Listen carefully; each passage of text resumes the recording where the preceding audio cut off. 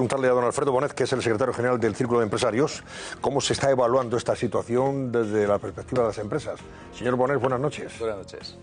¿Qué? Pues con preocupación, ¿no? Porque es verdad que esto está afectando a unos sectores más que a otros, quizá a los sectores relacionados con los viajes, el turismo, más que a otros, pero al final se está contagiando a prácticamente todos los sectores y lo que está generando es una desconfianza importante en los inversores sobre el futuro. No sabemos hasta dónde llega, cuándo va a parar, si esto le quedan un mes o le quedan 2 semanas o le quedan 4 meses. Y todo esto se nota, desde luego, en las bolsas y en Pero las se está decisiones notando de más en la inversión. bolsa española que en el resto de mercados. ¿Por qué la bolsa española es la que más se precipita al abismo? Hoy hemos llegado a niveles del año 2011, cuando estábamos metidos de hoz y coz en una crisis tremenda, ¿no?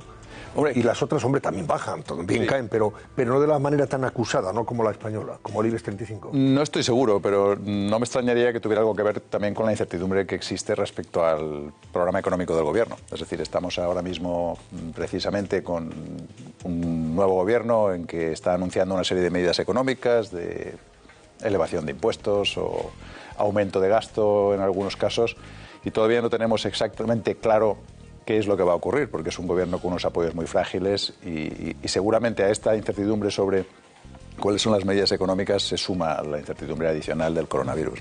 Hoy hemos conocido, por ejemplo, estos días cierres de empresa, ERTEs, que ya se están estableciendo, se van a realizar dentro de una semana en Málaga, Fujitsu. ¿Nos podría adelantar alguna previsión si los 500 euros que se perdieron en el Mobile World Congress o esas... Los 500 millones. Los 500 millones, he dicho 500 euros, ¿verdad? Sí. 500 millones de euros. O más. las previsiones, por ejemplo, que el ICEX ya va a publicar a primeros de marzo, ¿no?, sobre esas pérdidas en cuanto a exportaciones e importaciones. ¿Los 500 millones del Mobile World Congress se pueden quedar en una broma respecto de lo que nos espera?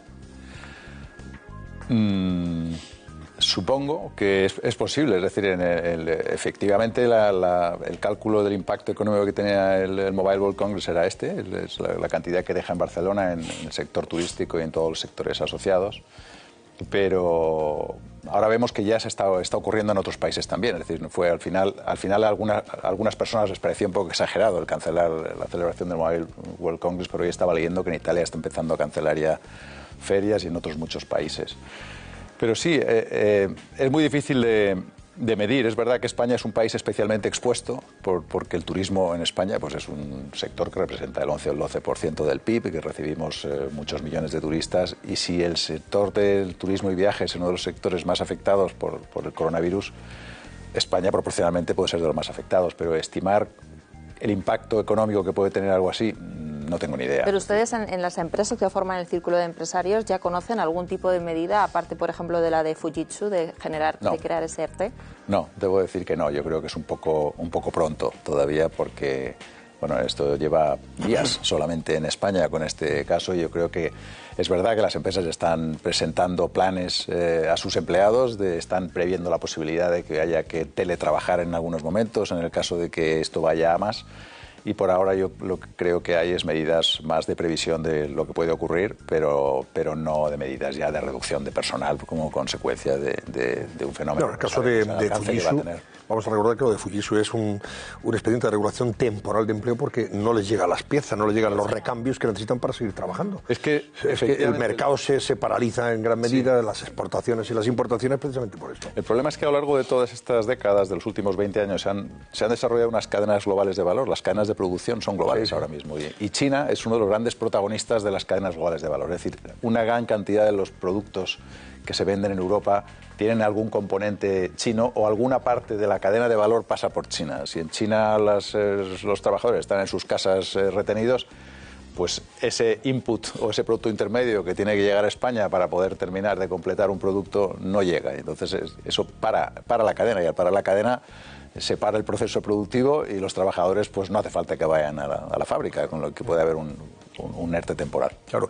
Hoy se ha aprobado el techo de gasto en el Gobierno, que es el primer paso para sacar adelante más adelante, en los próximos meses, esos presupuestos generales del Estado. Sí. Es verdad que hoy lo que hemos visto fundamentalmente es que el Gobierno pues quiere quiere fijar o ha fijado ese techo en un 3,8%, pero sin embargo la economía española va a crecer el 1,6%. O sea, vamos a gastar más del doble de lo que vamos a crecer económicamente. Más o menos, ¿no? No es exactamente así, porque el aumento del 3,8 incluye, digamos, también la inflación. Es decir, que en realidad lo que habría que sumar al 1,6%, que sería en términos reales la inflación esperada, que será el 1 y pico más o menos.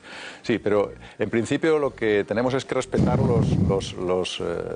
las exigencias que tenemos contraídas con Europa, ¿no? Con Bruselas. Y con Bruselas. En el caso de que nosotros superemos, digamos, el aumento que el aumento del gasto supere el aumento del PIB nominal, lo que tendríamos que hacer es aumentar los ingresos públicos para no superarlos, es decir, para no ir más allá de los niveles de déficit que tenemos comprometidos. Ahora mismo tenemos previsto este año un déficit del 1,8% y luego en los 3 próximos años caídas de 3 décimas cada uno, es decir, seríamos 1,8, 1,5, 1,2 y 0,9. Al final de la legislatura el objetivo del Gobierno es tener un 0,9% de déficit. Es verdad que se ha producido una relajación grande respecto a los últimos años en cuanto a las exigencias de reducción de déficit por parte de la Comisión Europea. Ha habido un gran debate en los últimos años sobre la austeridad y sobre quizá una excesiva exigencia de reducción de déficit a algunos de los Estados miembros. Ahora mismo se ha conseguido negociar por parte del Gobierno suavizar el ritmo de reducción del déficit y, por tanto, de la deuda pública, y en esas circunstancias estamos. Es decir, la idea es que este año pasemos el año pasado el déficit habrá sido del 2,4, 2,5 más o menos, y bajaremos al 1,8 a lo largo de este año, aumentando el gasto en parte, pero también aumentando los impuestos, ¿no? Ese es el problema. Ahí es donde vamos. Claro, y si se aumentan los impuestos en cascada, pues para conseguir recaudar lo que el Gobierno prevé en función precisamente de ese incremento del gasto, significa que va a tocar muchos palos. A empresas, a particulares. Sí, bueno, hay anunciados ya una serie de elevaciones de impuestos que no sabemos muy bien si van a llegar o no. Ya se han aprobado algunos, ¿no? Como esta tasa sobre las empresas tecnológicas.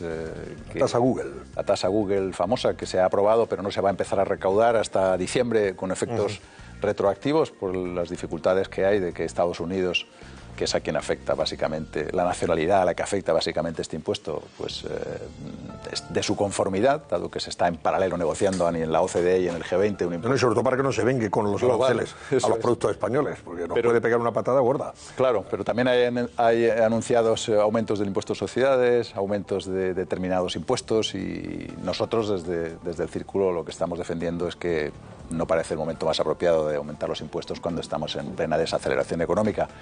Y más aún ahora si el impacto del coronavirus se estabiliza y se hace mayor sobre la actividad económica, pues la desaceleración va a ser más acusada. Es decir, eso es. A ver, José María y Cristina, antes de despedir al señor Bonet. Tenía interés y luego yo, sí. En los dos grandes asuntos de los que venimos hablando. Antes mencionaba usted el concepto de incertidumbre. Bueno, la votación de hoy del Congreso contribuye a que esa incertidumbre sea algo menor, es decir, estamos encarrilando las cosas, aunque no todas quizá las previsiones económicas nos parezcan especialmente satisfactorias. Esto por un lado. Y hay otra cuestión, la reforma laboral, que está ahí, digamos, al fondo de la escena cuando hablamos de estos asuntos. ¿Cree usted que, dadas las perspectivas, es el momento de que se pueda tratar del asunto o convendría posponerlo?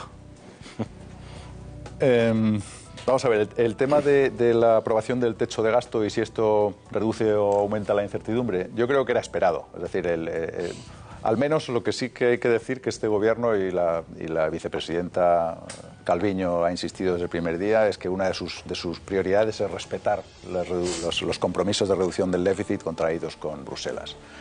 Y esto yo creo que si las previsiones de ingresos públicos, de aumento de ingresos, se cumple, se podría conseguir. Yo no creo que haya sido una gran sorpresa la aprobación del techo de gasto, porque al final Esquerra lo que ha hecho ha sido abstenerse para mantener vivo la negociación que está en marcha. Es decir, que tampoco, yo creo que ni siquiera pues casi han mirado los números, es decir, simplemente pues saben que es condición para seguir negociando la aprobación del techo de gasto. Y a las dos partes les interesa. Sí. Pero no siendo sorprendente, a veces hay cosas que no son sorprendentes y que son positivas. Hombre, el tener un techo de gasto reduce algo la incertidumbre, es decir, al menos sabemos cuál es el techo de gasto. Lo que pasa es que la reduce en parte porque lo que produce incertidumbre es el diseño de los presupuestos generales del Estado. Aquí lo único que tenemos es la cifra máxima que se puede gastar, pero esa cifra te la puedes gastar de muchas maneras diferentes. En gasto productivo o improductivo. No, pero sabes, que necesite Antonio, más impuestos o menos perdón, impuestos. que vamos animando el debate, pero yo lo decía, no, porque los presupuestos, efectivamente, como decía Antonio, pues, parece que se aprobarán en unos meses. Y claro, al principio de la legislatura había un temor más o menos extendido a que el gobierno, por su propia naturaleza, por el pacto político del que derivaba, digamos, tuviera unos proyectos que significaran cambios de fondo sobre la gestión económica, que hasta ahora se había venido llevando, y que entráramos en una zona de riesgo importante. Pues yo por eso se lo enfocaba de este modo, es decir, si tal como empieza la legislatura podemos ver confirmados esos temores, o más bien podemos pensar que Nadia Calviño sigue siendo la misma. Yo es que creo que el margen que tiene el gobierno para aumentar el déficit es mínimo. Es decir, que tenemos, afortunadamente, yo creo que tenemos unos compromisos con Bruselas que no nos permiten muchas alegrías en materia de déficit público, con lo que el hecho de que yo confío en que el gobierno va a intentar reducir y alcanzar los objetivos de déficit a final de año. Lo que pasa es que hay dos formas de conseguir eso, de reducir el déficit. Una es gastando menos o de manera más eficiente y otra es elevando los impuestos, ¿no?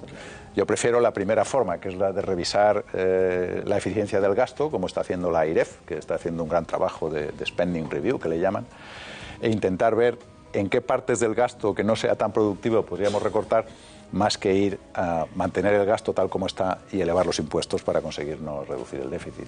Pero bueno, yo confío en que no puede haber demasiadas alegrías en esa materia y que al final los objetivos de reducción del déficit y deuda pues los conseguiremos. Muy optimista veo el señor Bonet, Cristina.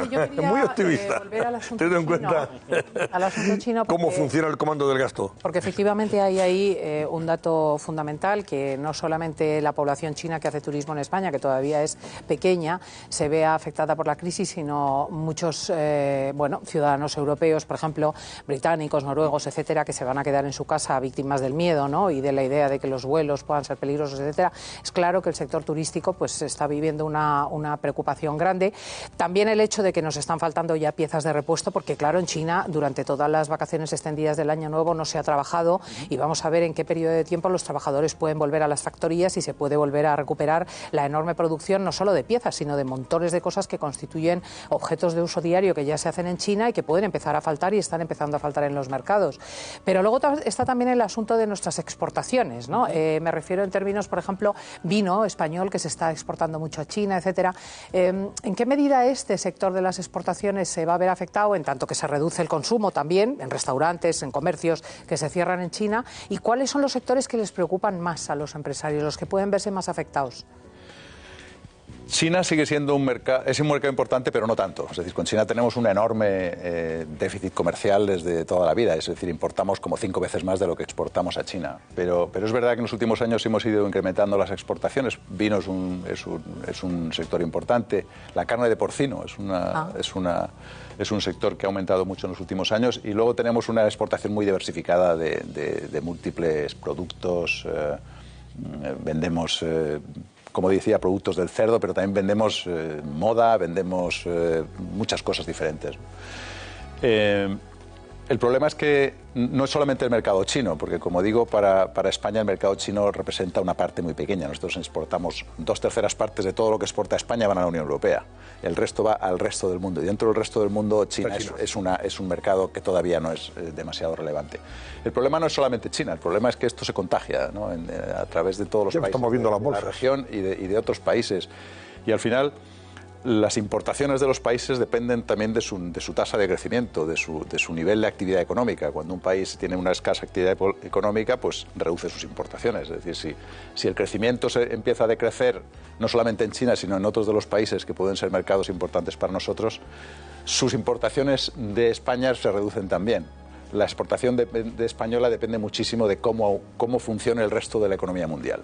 Cuando la economía mundial va bien, exportamos mucho. Cuando va peor, exportamos menos. Es decir, que China es un mercado todavía, afortunadamente en este caso, no demasiado importante para nuestras exportaciones, pero esto puede ir a más en otros países, sobre todo por lo que decía también de las disrupciones que están creando todo esto en las cadenas globales de valor unido a la guerra comercial con Estados Unidos y todo esto, que el comercio mundial está un poco complicado. Pues este es un asunto que tendremos que seguir día a día. De momento nos conformamos con ir contando el día a día de las consecuencias sanitarias y económicas del coronavirus.